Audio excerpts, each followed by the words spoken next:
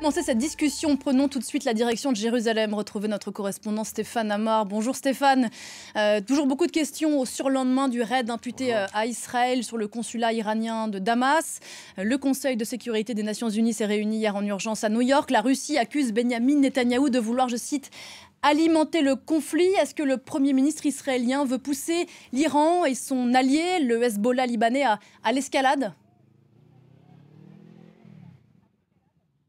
En tout cas, ce que je peux vous dire, c'est que d'ici, les opérations qui sont menées en Iran sont saluées par la majorité de l'opinion. Je me suis rendu également à la frontière, qui est quasiment désertée. Tout le nord d'Israël, on parle de 80 000 à 100 000 personnes qui auraient quitté leur domicile pour aller plus au sud. Et bien, dans ce nord, on est encore plus déterminé à l'escalade, justement, c'est-à-dire à faire reculer le Hezbollah, qui, vous le savez, en violation d'une résolution de l'ONU, s'est rapproché de la frontière israélienne.